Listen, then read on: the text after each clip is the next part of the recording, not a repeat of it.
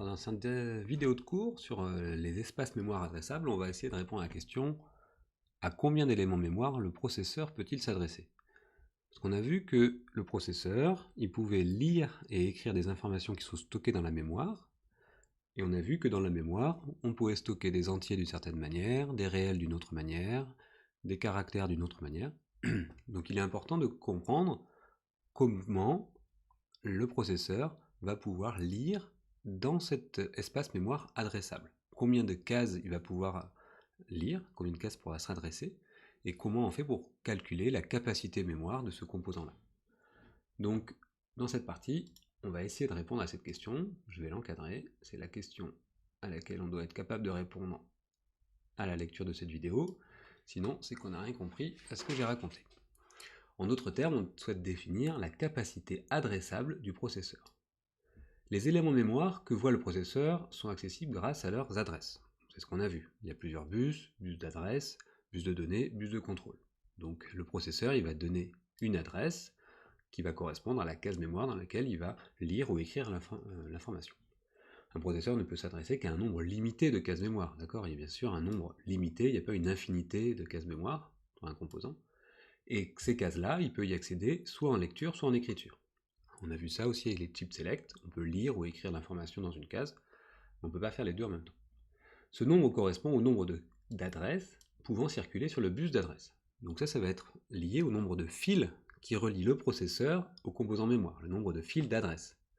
Si le bus d'adresse, il comporte n fils qui partent du processeur vers la mémoire, combien d'adresses on peut avoir? Si on a n fils, on peut avoir 2 puissance n cases. D'accord? La largeur du bus, n, le processeur pourra donc s'adresser à 2 puissance n cases. On met que des 0 sur chacun des fils, donc ça fait l'adresse 0, et si on met que des 1, ça fait n1, ça fait le nombre 2 puissance n moins 1. D'accord? Si on avait 3 1, ça fait 2 puissance 3 moins 1, ça fait 7. 1, 1, 1, ça fait 7. Donc si on a n1, ça fait la case 2 puissance n moins 1. Donc si on a n fils, il peut s'adresser à 2 puissance n cases différentes. L'espace adressable, c'est le nombre de cases mémoire auxquelles le processeur peut s'adresser. Donc ici, n fils, je peux m'adresser à 2 puissance n cases. La seconde dimension de la mémoire est donnée par le nombre de bits d'information dans chacune de ces cases. Donc ça va être la taille du bus de données. D'accord ? Le bus d'adresse, on aura n fils, donc 2 puissance n adresses, et à chacune de ces adresses-là, on aura le bus de données qui va nous donner la taille de chacune de ces cases mémoire. Il n'y a pas de règle spéciale concernant le nombre de bits que peut contenir une case. Toutefois, la largeur des mémoires est souvent calculée sur la taille du mot machine que peut traiter le processeur. Donc on a vu Windows 32 bits, Windows 64 bits, ça c'est la taille du bus de données, c'est la taille du mot que peut lire un processeur en un top d'horloge. Comme en général, les mémoires sont organisées en nombre d'octets, une case mémoire pourra contenir un multiple de 8 bits, un octet. Donc en général, c'est un octet, 2 octets, 3 octets, 4 octets. 4 octets, on a vu que 4 x 8 fait 32 bits, ou plus. Mais c'est souvent un multiple de 8 bits, souvent un nombre de cases en octets. On verra aussi ça en TP. Si une case mémoire peut stocker m bits d'informations, on dit que la mémoire a une largeur de m bits. Chacune des cases fait m bits. Par exemple ici, m égale 8. On a petit n, qui est le nombre de fils d'adresse, et petit m, qui est la taille de chacune des cases, qui est la taille du bus de données. Donc c'est comme ça qu'on peut voir la mémoire. Ici il y a l'adresse, 0. À cette adresse-là, on a 8 bits. À l'adresse 1, on a 8 bits. Et à l'adresse 2 puissance n-1, on a aussi 8 bits. Donc ça c'est un exemple d'espace adressable de capacité 2 puissance n octets. Parce qu'on a 2 puissance n cases, et que chacune des cases fait 8 bits, et 8 bits c'est un octet. Donc la définition de la capacité mémoire, ou la capacité adressable, est donnée par le produit des dimensions. Le nombre de cases 2 puissance n, d'accord, avec une taille du bus d'adresse de n, donc 2 puissance n cases, et la taille d'une case, chacune des cases fait m bits. Donc ici on aura 2 puissance n fois m pour avoir la capacité mémoire, ou la capacité adressable. Dans le cas le plus courant où la taille d'une case est un octet, la capacité mémoire est donnée sous la forme d'un multiple informatique d'octets. KI pour kibi, kilo binaire, MI, MEBI, JBI, etc. D'accord ? On est souvent en des multiples d'octets.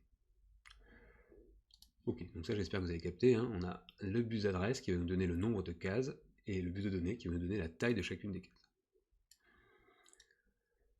La mémoire. Il y a différents types de mémoire. La mémoire principale, cette section est consacrée au circuit utilisé dans la mémoire centrale des ordinateurs qui contient les programmes et les données manipulées par les programmes. On va voir les différents types de ces mémoires. L'information y est stockée sous forme de mots de taille fixe dont la largeur dépend de l'architecture utilisée. Donc la largeur, c'est-à-dire la taille du bus de données. Ces mots mémoire sont ordonnés et possèdent chacun une adresse, sous la forme d'un nombre. D'accord ? Là, on a vu l'adresse 0, c'est l'adresse 2 puissance n-1, mais chaque case mémoire a son adresse. Et pour une adresse donnée, on a m bits, la taille du bus de données qui nous donne le nombre de bits d'information qu'on peut mettre dans cette case-là. L'ensemble des cases auxquelles peut parler, écouter un processeur, lire ou écrire, est appelé l'espace adressable. Dans cette partie, on entend par mémoire la partie adressable qui contient les données et les programmes. On distinguera dans la suite du cours la mémoire vive, données, la mémoire morte, programme. Il faut bien comprendre la différence. Vive, c'est la mémoire qui va être rapide, mais qui va disparaître quand on aura enlevé l'alimentation de notre composant. La mémoire morte, c'est là où on stocke les systèmes d'exploitation, où on stocke les programmes, qui restent présents même si on coupe l'alimentation de nos composants. Il ne faudrait pas, à chaque fois qu'on coupe l'alimentation, devoir réinstaller votre système d'exploitation sur votre machine. Ça n'a pas de sens. Donc on a deux types de mémoire. Il est important de noter que seul le processeur peut modifier l'état de la mémoire. Pour mettre à jour une case mémoire, c'est le processeur qui va, à travers son bus de contrôle, son bus d'adresse et son bus de données, pouvoir mettre à jour cette information-là. Chaque emplacement mémoire conserve les informations que le processeur écrit jusqu'à ce que le courant électrique soit coupé. Donc c'est ce qu'on appellera les mémoires volatiles, par position mémoire morte ou autres périphériques de stockage externe, disquettes, clés USB, etc. Disquette, c'est un peu daté, vous ne connaissez pas les disquettes, mais c'était un périphérique de stockage externe. On pouvait stocker quelques informations sur un petit composant. Aujourd'hui, on est plutôt sur les clés USB, les disques durs ou les mémoires flash. Les seules opérations possibles sur la mémoire sont écrire, lire. Écriture, qu'est-ce que ça veut dire? Écriture d'un emplacement, le processeur émet un signal qu'il veut écrire, bus de contrôle, une valeur part sur le bus de données, à une adresse sur le bus d'adresse, la valeur transite du processeur vers la mémoire, qui enregistre la valeur à l'emplacement indiqué par l'adresse. Lecture d'un emplacement, le processeur émet un signal qui dit « je veux lire une valeur à une adresse donnée », le contenu de l'emplacement lu n'est pas modifié, et la valeur, elle transite sur le bus de données de la mémoire vers le processeur. On va voir les différents types de mémoire. Essentiellement, deux grands types, les RAM, Random Access Memory, on en a déjà parlé, et les ROM, Read Only Memory. Alors cette terminologie, elle a un peu évolué, parce que ça c'était les noms qu'on avait donnés au départ à ces deux types de mémoire, mais vous verrez qu'aujourd'hui, ils sont un peu usurpés. Donc les RAM, ce qu'il faut retenir, c'est que c'est des mémoires qui peuvent être à la fois lues et écrites, et l'attribut random indique que ces lectures-écritures peuvent se faire à des suites d'adresses totalement quelconques, par opposition à des mémoires de type séquentiel, comme les disques durs ou les CD, qui font des séries d'accès à des adresses consécutives. On le voit bien quand on grave un CD, je ne sais pas si vous l'avez déjà fait, quand on grave un CD, on voit qu'on commence de l'intérieur du CD, et puis on va vers l'extérieur, et puis c'est fait de manière continue. On prend une case mémoire l'une après l'autre. Dans les mémoires RAM, on peut allouer n'importe quel emplacement mémoire de manière aléatoire, il suffit que la mémoire soit libre. Donc ça c'est pour les RAM, lues et écrites. Les ROM, originellement ça voulait dire Read Only Memory, sont fonctionnellement identiques aux RAM, mais ne permettent que la lecture et pas l'écriture. Utilisés dans la mémoire centrale d'un ordinateur, les RAM peuvent stocker les programmes et les données, alors que les ROM vont seulement stocker des programmes invariables, comme par exemple le programme exécuté au démarrage de la machine est stocké dans le ROM, dite BIOS. Quand vous démarrez votre machine, il y a l'information, le disque mémoire, l'espace mémoire, il n'est pas vierge. Il y a une information concernant le système d'exploitation que vous allez utiliser. Donc ça, c'est à l'intérieur de ce qu'on appelle le BIOS. Dans certains ordinateurs plus anciens, tout le système d'exploitation était stocké en ROM, ce qui permettait d'avoir un système incorruptible et au démarrage rapide. L'avantage d'avoir tout dans le ROM, c'est que le ROM, c'est une mémoire où on fait que de la lecture, et on a un accès rapide aux informations. Tout le système d'exploitation était stocké à l'intérieur, donc au démarrage, ça allait plus vite. On n'avait pas besoin de stocker partie du processeur, du système d'exploitation, dans la mémoire RAM. Tout était fait à l'intérieur du ROM. Mais ça avait présenté des inconvénients qu'on verra plus tard. Type de mémoire. Par espace adressable, on entend ici tout élément de mémorisation externe du processeur. c'est-à-dire qu'on ne considère pas les registres du processeur. On a vu tout à l'heure que le processeur, il avait des registres, d'accord? Donc c'était des mémoires qui se trouvent près du processeur avec un accès très rapide, qui sont à l'intérieur du processeur. Donc ça, c'est quelque chose d'assez marginal, puisque c'est des mémoires de très petite taille. Nous, on s'intéresse plutôt à la mémoire RAM et ROM qui est externe au processeur, auquel le processeur peut s'adresser. Cela concerne la mémoire en tant qu'espace de stockage, mais également l'accès aux périphériques du système. Par exemple, si je veux écrire sur l'écran, l'écran il va être à une adresse mémoire. On verra ça en TP. Les LED, elles vont être sur notre carte de programmation. Les LED, elles vont être à une adresse mémoire. Si je veux envoyer un 1 sur une LED, donc l'allumer, il faudra que j'écrive à l'adresse mémoire qui correspond à cette LED-là. Un espace mémoire, c'est pas forcément une valeur qu'on va pouvoir stocker dans la mémoire du composant. C'est une adresse de l'espace adressable du processeur qui peut correspondre à un périphérique d'entrée ou de sortie. Pour s'adresser aux périphériques du système, le processeur doit connaître leur adresse. On peut donc voir les périphériques d'un système comme des parties de l'espace adressable que voit le processeur. Pour éviter de confusion par la suite, on emploiera donc le terme d'espace adressable pour indiquer le nombre de cases que voit le processeur, qui ne correspond pas forcément à la mémoire du composant, et de mémoire la partie de l'espace adressable réservée au stockage de l'information. Parce qu'on peut utiliser parfois la notion de quelle est la mémoire de ton composant, alors que la mémoire ne correspondrait pas à la quantité d'informations que tu peux stocker, mais à la quantité d'informations que tu peux adresser. Donc là, on fera attention à ça, on verra en TD ces différences-là. Espace de stockage. Le rôle d'un espace de stockage est de conserver des données. Le stockage peut être de longue durée ou temporaire. Donc la mémoire centrale et la mémoire de masse. Donc là, on va revoir un peu plus précisément ces deux terminologies entre mémoire RAM et ROM. Donc mémoire centrale, on utilise parfois cette terminologie pour la RAM, c'est la mémoire interne, qu'on appelle aussi vive, ou encore RAM, Random Access Memory. Elle permet de stocker temporairement, donc ça c'est important que ce mot-là soit bien compris. C'est temporaire, des données, notamment lors des exécutions de programmes. C'est une mémoire volatile, dans le sens où lorsqu'elle n'est plus alimentée par un courant électrique, elle perd sa capacité de mémorisation. L'accès à cette mémoire est rapide, quelques dizaines de nanosecondes, ce qui est important pour ne pas ralentir la cadence à laquelle le processeur peut travailler. Et la mémoire accessible dans le processeur, registre, voire mémoire cache, a un temps d'accès encore plus court. La mémoire cache, les registres, on verra un schéma par la suite, en fonction de leur temps d'accès, ça c'est encore plus court, quelques nanosecondes. L'autre partie de la mémoire, qui n'est pas la mémoire centrale, mais la mémoire de masse, on dira, ou on appelle ça aussi la mémoire physique, ou la ROM, permet de stocker les informations sur le plus long terme. Contrairement à la mémoire vive, on appellera plutôt celle-ci la mémoire morte, même lorsque le courant électrique est coupé. C'est-à-dire le CD-ROM, DVD-ROM, normalement il y a ce suffixe ROM pour dire qu'on peut uniquement faire de la lecture. Bon, maintenant c'est plus vrai, hein, vous savez qu'il y a des CD et des DVD réinscriptibles, hein, on peut écrire sur certains DVD, on peut graver, et on peut lire et écrire du coup sur ces composants-là. Donc originellement c'était que de la lecture, mais maintenant ça a évolué. Mais les disques durs et les clés USB, la mémoire flash, ça c'est des mémoires ROM, c'est-à-dire mémoire morte. Les temps d'accès à ce type de mémoire sont beaucoup plus lents, quelques millisecondes. Aussi, pour travailler sur des données représentées en mémoire de masse, ou en mémoire morte, le processeur va d'abord les récupérer dans les mémoires centrales, qui offrent des temps d'accès beaucoup plus rapides. L'appellation mémoire à lecture seule est conservée pour des raisons historiques. Cependant, la plupart des périphériques de stockage actuels, tels que les disques durs, clés USB utilisant la technologie flash, sont accessibles en lecture et en écriture. Heureusement que sur une clé USB, on ne peut pas faire que de la lecture. Une clé USB, vous l'utilisez pour lire et écrire dessus. Mais originellement, le nom ROM, il permettait de faire uniquement de la lecture. Cependant, les temps d'accès à ces mémoires sont beaucoup plus lents. Donc c'est ça qu'il faut bien retenir, la lenteur d'accès aux mémoires ROM par rapport aux mémoires RAM.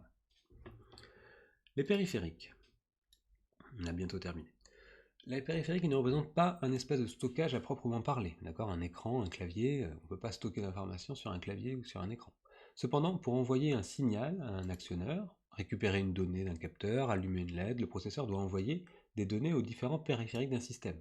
C'est important de comprendre, j'ai vraiment raté mon trait, c'est important de comprendre que les périphériques, ils ont aussi une adresse, et ils vont aussi envoyer des informations sur un bus de données. C'est-à-dire que les périphériques, le clavier, quand on va taper une lettre sur le clavier, la lecture sera faite à partir de l'adresse qui a été donnée sur le clavier, et puis elle va être stockée en mémoire interne, un emplacement qui aura été donné par le programme qu'on aura exécuté. Mais la lecture, elle se fait à l'aide de ce périphérique-là qui est une adresse donnée. Pour savoir à quel périphérique s'adresser, le processeur indique son adresse. Donc le clavier aura une adresse, l'écran aura une adresse, et ainsi de suite. Pareil en TP, vous verrez que la LED aura l'adresse, le convertisseur aussi, oui, on verra tout ça en plus en détail, mais chacun des composants aura une adresse. L'ensemble des adresses des périphériques du système, c'est ce qu'on appelle l'espace adressable. C'est pas exactement la mémoire, c'est le nombre d'adresses auxquelles le processeur peut s'adresser. Pour terminer, on va voir quelle est la hiérarchie entre ces différentes mémoires. Donc on a vu qu'il y avait la mémoire ROM, la mémoire RAM, différents types de technologies, mais il y a une hiérarchie. Il y en a qui sont plus rapides que d'autres, et on a fait un petit tableau ici que j'ai récupéré pour donner un peu le temps d'accès à chacun de ces composants. L'espace de stockage disponible par le processeur est hiérarchisé, c'est-à-dire qu'il est constitué de plusieurs composants de stockage de technologies différentes qui n'ont pas le même rôle et pas le même ordre, ni les mêmes temps d'accès. Il convient de retenir que plus on s'éloigne du processeur, plus l'espace de stockage est important, mais plus les temps d'accès sont longs. Quand on dit on s'éloigne, c'est vrai physiquement. Le registre il est à l'intérieur du processeur, mémoire cache et mémoire vive, mais elles ne sont pas très loin. La mémoire de masse, eh bien ça peut être lu sur un lecteur de CD, sur un périphérique USB qui est externe à notre système à microcontrôleur. Notre processeur qui est proche des mémoires vives et cache, mais qui est assez loin finalement du lecteur USB pour votre clé USB ou lecteur CD. Donc physiquement c'est plus loin, donc il y a plus de chemin à parcourir, et la technologie fait que la lecture est plus lente. A l'inverse, plus on s'approche du processeur, plus les capacités de mémoire sont réduites, parce que le processeur, il n'a pas la même taille que votre clé USB ou qu'un CD. Le processeur, c'est tout petit. Donc à l'intérieur, il faut que les registres soient aussi tout petits. On ne peut pas se permettre d'avoir des processeurs qui soient très gros. Par exemple, sur un système embarqué, dans votre machine à laver ou sur votre carte bleue, on ne peut pas avoir une carte bleue qui fait 17 kg. Donc il faut que le processeur il ait une mémoire locale, très rapide, donc ces petits registres là, mais qui ne peut pas stocker beaucoup d'informations. Donc plus le temps d'accès est rapide, plus on est proche. Et plus on est proche, plus le temps d'accès est rapide. Donc il faut bien retenir cette hiérarchie là, en temps d'accès. 1 nanoseconde pour les registres, 5 pour la mémoire cache, 10 nanos pour la mémoire vive. Et là, il y a un gap, on passe de 10 nanos à 5 millisecondes pour la mémoire de masse. Mais beaucoup d'informations est stockée dans la mémoire de masse. Mais généralement, le processeur récupère l'information en mémoire de masse, votre CD, votre clé USB, et la stocke dans une mémoire cache ou une mémoire vive locale pour pouvoir accélérer le temps d'exécution de ces instructions. Cette notion de hiérarchie est importante pour ne pas ralentir le système. En effet, on distingue 3 choses. L'information sur laquelle on est en train de travailler, donc stockée dans des registres, processeur, stockage et durée de vie limitée, mais les temps d'accès très rapides. Donc sur laquelle on est en train de travailler, ce sera dans les registres, au plus proche du processeur. L'information sur laquelle le processeur va travailler, donc stockée dans la mémoire centrale, un stockage et durée de vie plus important, mais temps d'accès plus lent. Donc là, ce qu'on est en train de faire, c'est à l'intérieur des registres locaux du processeur. Ce qu'on va faire, c'est dans cette partie de la mémoire-là. Et l'information que le processeur est amené à consulter de temps en temps, stockée dans la mémoire de masse. Mémoire flash, principalement en système embarqué. Stockage et durée de vie beaucoup plus important, mais le temps d'accès est très lent. Donc lorsque le processeur veut exécuter un programme présent dans la mémoire de masse, il le charge d'abord, comme je vous l'ai dit, en mémoire centrale, puis transfère les données à traiter dans ses registres processeurs, afin d'exécuter les instructions plus rapidement, en limitant au maximum les accès mémoire qui prennent du temps et ralentissent l'exécution. Donc la première étape, quand on va récupérer l'information de la mémoire de masse, on va en stocker tout ou partie dans la mémoire cache, la mémoire vive, et celle qu'on est en train d'exécuter à l'intérieur des registres. Le temps passé à consulter la mémoire est appelé le temps de latence. Parce qu'on a la vitesse du processeur, mais la vitesse du processeur, eh bien, elle est freinée, la rapidité du processeur est freinée par le temps de lecture des informations qui sont en mémoire, qui ralentissent l'exécution de nos exécutions. Ce temps est forcément présent, la capacité de stockage des registres processeurs n'est pas illimitée, et des transferts entre les registres et la mémoire centrale de masse sont indispensables, mais doit être le plus petit possible. Donc c'est important de bien comprendre, on ne peut pas tout mettre dans les registres, mais il faut essayer d'optimiser la répartition des informations qu'on souhaite traiter avec leur emplacement mémoire. La mémoire DDR SDRAM est un type de mémoire à circuit intégré qui fournit une meilleure bande passante que l'ordinaire SDRAM, en transférant les données à la fois sur le front montant et sur le front descendant des impulsions d'horloge, ce qui a pour effet de doubler la vitesse. C'est pour ça qu'on dit DDR, c'est Double Data Rate, donc 2 fois plus rapide que la mémoire SDRAM. Donc ça c'était une remarque parce qu'un étudiant me demandait une année, qu'est-ce que ça veut dire DDR, SDRAM? Le DDR, c'est qu'on peut envoyer de l'information sur les fronts montants et descendants des impulsions d'horloge. Donc on va doubler la vitesse d'accès en lecture et en écriture. Cette particularité lui donne son nom, le Double Data Rate, débit de données doublé. Donc ce type de mémoire RAM est 2 fois plus rapide que la mémoire RAM classique. Donc c'est pour ça que vous avez parfois des mémoires DDR dans vos composants. Voilà, c'est la fin de ce cours.